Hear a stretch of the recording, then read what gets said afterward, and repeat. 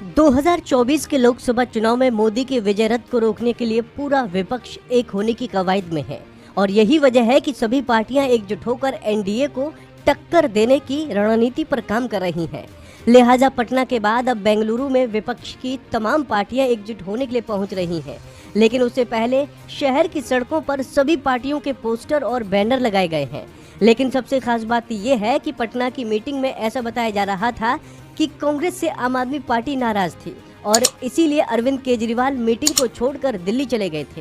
कारण था कि आप चाहती थी कि विपक्ष केंद्र सरकार के अध्यादेश के खिलाफ आपका समर्थन करे। इसको लेकर कांग्रेस और आपके बीच बयानों का दौर भी चला, लेकिन बीते दिन कांग्रेस ने आपको समर्थन देने का फैसला किया, जिसके बाद अब विपक्ष की मीटिंग में आम आदमी पार्टी भी शामिल होगी। इस कवायद में आम आदमी पार्टी के राष्ट्रीय संयोजक आदरणीय अरविंद केजरीवाल जी ने इस देश की तमाम बड़ी बड़ी राजनीतिक पार्टियों से और उनके नेताओं से इस राष्ट्र विरोधी कानून को सदन के भीतर देश की संसद में हराने के लिए समर्थन मांगा और देश की कई बड़ी पार्टियों ने हमारा साथ दिया और इस देश विरोधी अध्यादेश के खिलाफ में अपना योगदान दिया। तृणमूल कांग्रेस से लेकर आरजेडी तक, जेडीयू से लेकर डीएमके तक, बीआरएस से लेकर एनसीपी तक, समाजवादी पार्टी से लेकर उद्धव ठाकरे की शिवसेना तक, सीपीआई, सीपीएम, झारखंड मुक्ति मोर्चा, ये तमाम बड़ी पार्टियों ने अरविंद केजरीवाल जी के आह्वान पे इस राष्ट्र विरोधी दिल्ली अध्यादेश के विरोध में अपनी आवाज बुलंद करी और संसद के भीतर इस कानून को हराने के लिए अपने योगदान की बात रखी। इसी श्रृंखला में आज कांग्रेस पार्टी ने भी अपनी पोजीशन क्लियर करते हुए इस दिल्ली के अध्यादेश के खिलाफ अपना स्टैंड क्लियर किया है और विरोध दर्ज कराया है। हम कांग्रेस पार्टी की इस अनाउंसमेंट का स्वागत करते हैं, वेलकम करते हैं। इसी के साथ साथ मैं ये कहना चाहूंगा कि 17-18 जुलाई को होने जा रही लाइक माइंडेड पार्टीज की बेंगलोर में जो बैठक है, उसमें आम आदमी पार्टी आदरणीय अरविंद केजरीवाल जी की अध्यक्षता में हिस्सा लेगी। हालांकि कांग्रेस के नेता केसी वेणुगोपाल से जब विपक्ष की मीटिंग और अध्यादेश को लेकर सवाल किया गया तो उन्होंने कहा, मुझे लगता है कि वो यानी आम आदमी पार्टी कल बैठक में शामिल होने जा रहे हैं। जहां तक अध्यादेश का सवाल है, हमारा रुख बिल्कुल स्पष्ट है, हम उसका समर्थन नहीं करने जा रहे हैं। Patna we had a fruitful meeting, basically a beginning of a joining of like-minded opposition party for 2024. Now this is a continuation of Patna meeting. We will move forward for 2024 election. What about ordinance, sir? Which ordinance, sir? Delhi government, Aam Aadmi Party is... Rather, I told very clearly, whether it is Delhi ordinance, anything, in the form of sabotaging federalism in this country, and we will not support that. The way in which this government of India is trying to sabotage the federalism, and by using the powers of governors and lieutenant governors, bypassing the state government is not at all acceptable for the Congress. Therefore, we will oppose such movement definitely in the parliament. ठीक इसी तरह का बयान कांग्रेस बंगाल के अध्यक्ष अधीर रंजन चौधरी ने भी दिया।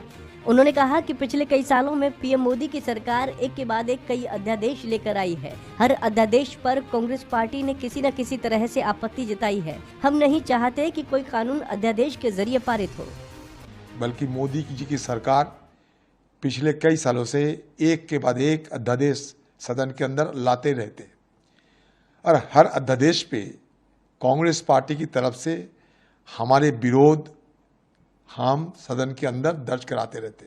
सबसे पहली बात यह है कि हम लोग नहीं चाहते कि अध्यादेश की जरिए कोई भी कानून पारित।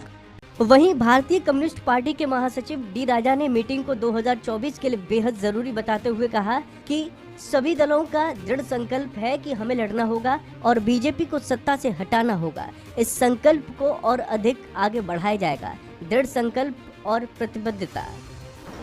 Yes, there is a meeting of all secular democratic parties in Bangalore. That meeting is on 17th and 18th. This is second meeting after Karnataka elections. There was a meeting in Patna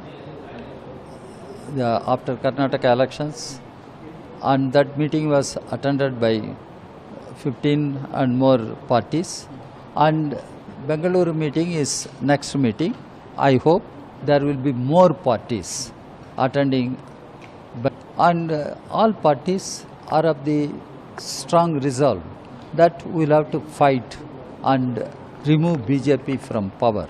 And this resolve will be taken further with more determination and commitment. हालांकि विपक्ष की इस meeting पर BJP लगातार हमलावर है। BJP नेता नरेंद्र सिंह तोमर ने विपक्ष की इस मीटिंग पर चुटकी लेते हुए कहा कि जो लोग कभी एक दूसरे को पानी पी पी कर कोसते थे वो आज सभी एक हो रहे हैं, लेकिन 2024 के लोकसभा चुनाव में ये पार्टियां मोदी के विजय रथ को रोक नहीं पाएंगे। देखिए, दरअसल जिसको तथाकथित विपक्षियों का गठबंधन कहा जा रहा है, ये गठबंधन मुद्दा रहित है।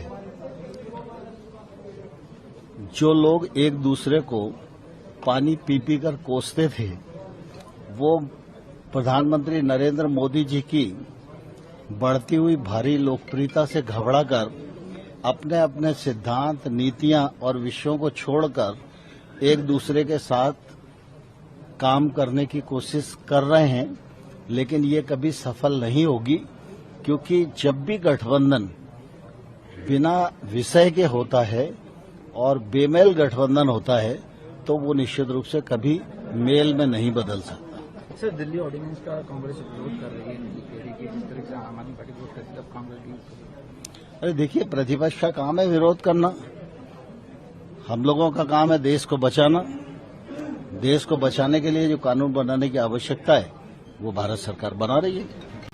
खैर, भले ही मोदी को 2024 के चुनाव में रोकने के लिए पूरा विपक्ष एकजुट होने की कोशिश कर रहा हो, लेकिन बीजेपी ने भी अपनी रणनीति पर काम करना शुरू कर दिया है और इसी का नतीजा है कि बीजेपी एनडीए के घटक दलों की मीटिंग दिल्ली में बुलाने जा रही है। लेकिन खास बात यह है कि बीजेपी इस मीटिंग में उन पार्टियों को भी बुलाने का मन बना रही है जो कभी एनडीए के साथ हुआ करती थीं। खैर, चुनावी माहौल है, पार्टियां अपनी अपनी जमीन मजबूत करने में जुटी हैं, लेकिन चुनाव के नतीजे ही बताएंगे कि जनता के मन में कौन सा दल विश्वास जगह पाता है।